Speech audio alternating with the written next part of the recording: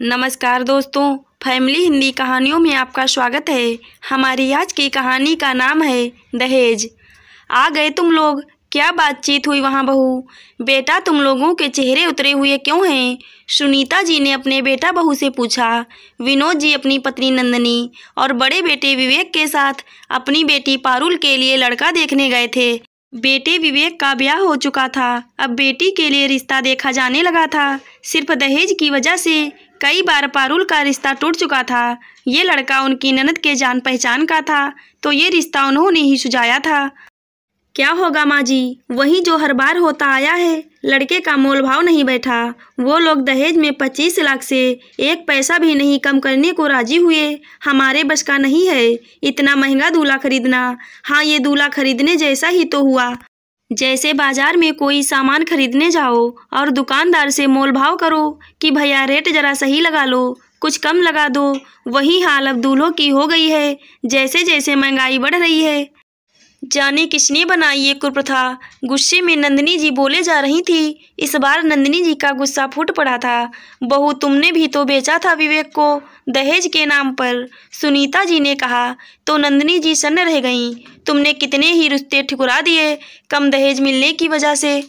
उस समय तू भी यही कह रही थी कि दहेज का एक पैसा भी कम नहीं करेगी। तू बेटे की माँ है, अपने बेटे के ब्याह के लिए तेरे भी कुछ सपने ख्वाहिशें हैं।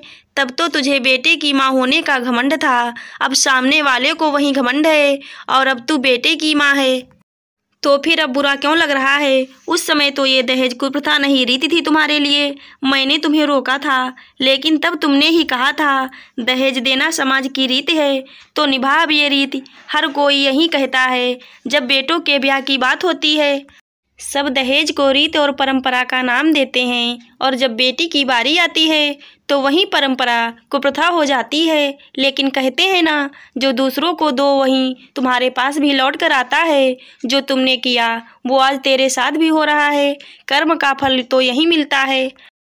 और लोग ये देखा देखी भी करते हैं, फला के बेटे को इतना दहेज मिला तो मुझे भी मिलना चाहिए। लेने के समय तो किसी को कोई आपत्ति नहीं होती, खूब बढ़ चढ़कर मांगते हैं जैसे ये उनका जन्मसिद्ध अधिकार हो। लेकिन जब देना होता है तब एहसास होता है दहेज कितनी बुरी चीज़ है। काश बेटे वाले भी बेटी वालों की मजबूरियां समझते तो शायद इस दहेज का महत्व कम हो जाता। सुनीता जी बोले जा रही थी और नंदिनी जी सर झुकाए चुपचाप खड़ी थी। शायद शर्मिंदा थीं कि वो भी उसी कैटेगरी में शामिल हैं। उनके अनुसार जो अपने बेटों को दहेज के नाम पर बेच देते हैं। तब सासू माँ की बात नंदिनी जी को समझ ना आई थी, लेकिन आज जब समझ आई तो बहुत देर हो चुकी थी। काश ये पहले ही समझ आ जाती। अब तो बस एक और दूल्हा खरीदा जाना था बेटी के ब्याह को, और ये दूल्हा नंदिनी जी को अपनी बेटी पारुल के लिए खरीदना था। आशा करती हूँ दोस्तों आपको हमारी कहानी ज़रूर अच्छी लगी होगी। अगर कहानी अच्छी लगी हो तो चैनल को लाइक, सब्सक्राइब, शेयर ज़रूर करें। धन्यवाद।